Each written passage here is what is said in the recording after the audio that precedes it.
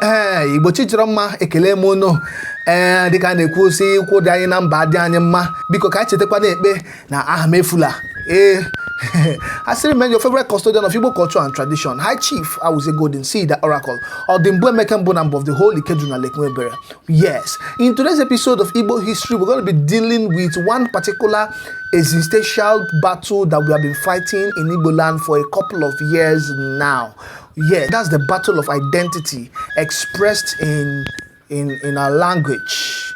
Yes. Now, most of us in the East fault and blame Igbos in the West, North, and parts of the South for not being able to speak Igbo fluently, and also for their kids not being able to speak Igbo fluently. But we forget and fail to realize this big issue that is happening even in Abakaliki, in Owerri, in Enugu, in Nnewi, and even in the core and interior Igbo towns and communities. And this thing is this, that most of our kids, most of our younger ones don't even know how to speak Igbo fluently. Every parent today, every Igbo parent today is fighting hard for the child to speak English and speak English very well. That is why they spend so much money sending them to private schools for them to learn how to speak English, and they violently deal with them if they speak Igbo. Most of our schools in Igbo land, if you speak Igbo in that school, you pay a fine. They call Igbo vernacular. You pay a fine. That is the big existential battle that we've been fighting and dealing with in Igbo land. But let me tell you this. Yes, it is not a bad thing to train your child in private primary school or nursery school. I myself, I went to a private primary school here and in Igbo land, in Owerri. That is where I grew up. So I went to a private primary school. I can speak fluently in English and I can speak fluently in Igbo. Don't try me. That is it. Because back at home, if you speak Igbo, it is encouraged. If you speak English, it is encouraged. When we go to school, we learn English. We learn all those things. We learn Igbo, but we don't learn speaking Igbo. We learn Igbo. They teach us Igbo to pass exams. They teach us the rudiments, but they don't teach us how to express ourselves in Igbo. And back then in school, I can remember very well that the only time the only time students are allowed to speak Igbo are during Igbo periods. That's Igbo teaching period, or Igbo teaching and learning periods. Outside that, you pay a fine for speaking Igbo. Yes. Okay. Now, to further explain to you something that not every child, not every family is doing this, but most families, most children who attend private schools don't know how to speak Igbo fluently. I'm the one saying it. Yes. And it's a very bad and shameful thing. There's this young handsome boy that has been going viral online, and they call him Ifanyoba. Now, there's one thing that we need to understand. When a white woman marries an Igbo man, that white woman becomes an Igbo woman. Yes.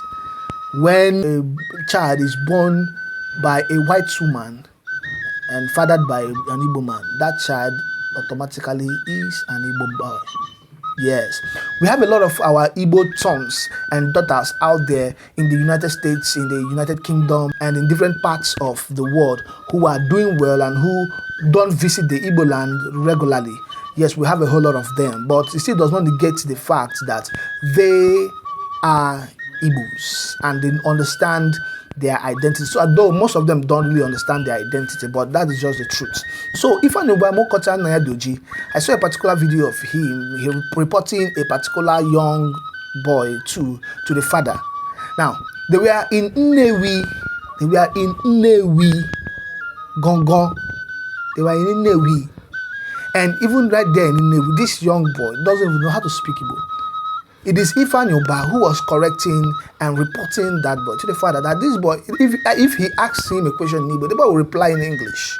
Some of you might be asking that myself, that I do my videos in English. Yes, I do it in English because translating my statements in Igbo to English on the screen is very difficult during editing. So translating is very difficult. So I'm that lazy. I'm that lazy to do that. So that is why. So, but I am a custodian of Igbo culture and tradition. nsị ga-eme ihe onyonyo m ama asụ Igbo site na mbido ruo na mgbe m ga-emecha ya ama asụ ya asụzie ya ọfụma nsụga ofu mkpụrụ oyibo agabata m n'ọnụ otu m na-eche ekpumeke m mana ike ịbịa tụgharị m ihe m kwuru na okwu Igbo tụgharị m ya na bekee ọ na-ara ahụ mụ na onwe m ọ na-ara m ahụ enwere ndị ọ na-ara ahụ ime ịtụgharị ndị a na-ahụ ọtụtụ onyonyo ndị ha na-akwu n'Igbo a na-atụgharị ya na oyibo a na-eme ocha mụnwa ike ime ka aha ike ya adịghị m enwebekwana m onye ga-enyere m aka na-atụgharị ya eji ime ego m ji akwụkwa n'ụdị ka ụgwọ ahụ gọrọ onwe na-atụgharị ya onye ga-atụgharị ya gị ga-akwụ ya ụgwọ mụ enwebebe ego ka ahụ ime ka eme ka m n'onwe m na-emere n'onwe m ihe ọbụla m chọrọ ime n'onwe m ghọtago so that is why I don't do that. Okay, so in a little while I'm going to let you see this particular video and probably another video and to show you some things that this is one big issue that is happening in Igbo land, that if a child speaks Igbo in schools, if a child speaks Igbo at home, the parents and teachers, they will condemn the child and force the child to speak English. And most times the English those children are saying are not even grammatically correct. You see, parents pride more that their children speak English than speaking their native language, Igbo. And the truth is, this case is not always so in other tribes, major tribes of Nigeria. So why do we battle with this existential problem in Igbo land? Why? Okay, just take a look at the video. After the video, I'll come back and continue with what I have to say. If I can say again, English and say Igbo. I want to not see Igbo much upon I want to choice Igbo Kobo. Ebe ka ya. I'm on lazy. Na nne go na see English. And never papa eba na see Igbo na see English. And never eba na see Igbo. Ihe abo ebe ana Igbo. Ana ebe ne ya. Ana Igbo. Ona see English. English. Na see English. Imo kwa see Igbo. Imo ha see Igbo na ana Igbo. Kela fa yi.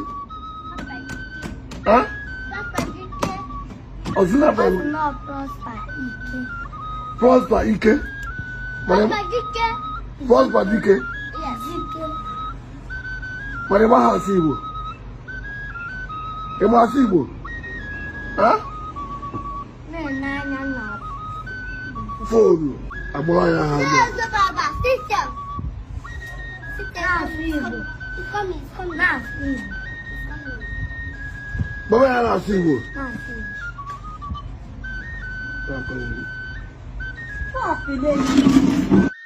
Now, looking at this video, you agree with me that there is a problem. There is a problem. There is an aberration. There is an aberration. Now, the white boy who is, in quotes, supposed to be struggling with Igbo language is the one teaching the home-born, trained, and bred young boy how to speak Igbo. Is very appalling. It's very, very appalling. So when I see Igbo men like Ezenwa, Lole Funanya, and other Igbo men who married white women, and those white women speak Igbo very well, and their children also speak Igbo and also speak English very well, I have great respect for them. So please, I want you to look at this thing and ask yourself, what is really the problem? See, the truth is that most of the so-called elites, most of the so-called intellectuals, most of the so-called wealthy few or wealthy ones in the society find it disgracing to their personality for them to have children who speak our language, and they call our language a local language. Let me tell you the truth. Igbo language is not a local language. Igbo language is not a local language. As a matter of fact, Igbo language supersedes the English language in this our Igbo nation. Yes. Because we have our identity. We have what makes us us. The English have what makes them them. They have what makes them English. And that's why they speak English. They maintain their identity. This is what makes us us. And we shouldn't be ashamed speaking our language, speaking our dialects. We shouldn't be. One former coach of Leeds United talking about Marcelo Bielsa. Anywhere he goes to coach, he goes along with his interpreter, his translator, somebody who translates his language. Most coaches go and learn if they're going to an English club, they learn English language. If they don't know, they take English courses so that they can be able to communicate to the players. But this man doesn't do that. He maintains his local language. What he does is, as you are bringing him to come and coach your team, you also pay his translator. That somebody that will be translating in English to the players, to the management, and to the journalists. You see, that's what he does. That's what he does. So please, let me tell you, please and please, Ahamefula is both a declaration and a prayer, and also a warning. Ahamefula. May my name not be lost. May my identity not be lost. May who I am, who I'm known for, or who I should be known for, not be lost in the sands of time. That is the message we're bringing in this particular video. Yes. So my final words to the parents and the teachers out there is this. Please, let us do all we can to review what we've been doing before in time past regarding the Igbo speaking. Now, do you know that your child can know how to speak Igbo fluently and also speak English fluently? Your child can exist in a formal world, in an English-infested world, and excel by speaking English fluently with them and expressing himself and building that confidence in the child. Your child can be good in English and also very good in Igbo. It is you who needs to boost up that confidence in your child. Don't let your child see Igbo speaking as a taboo or as something that shouldn't be. Don't let your child see that. Please, don't let your child see that. Let your child see the dignity in his identity. Let your child feel that boldness in him when he speaks Igbo. When your child speaks English and makes mistakes or makes some grammatical errors, you can rebuke your child immediately and correct your child so that he will know that this is grammatically incorrect. Don't just condone it and say, yeah, maybe he's a child, just let him be. No, correct your child, let him know how to speak English correctly, but still don't let your child relegate the Igbo speaking identity to the mud. Please don't do that. Let us review our school systems and let us not forbid or flog children for speaking Igbo.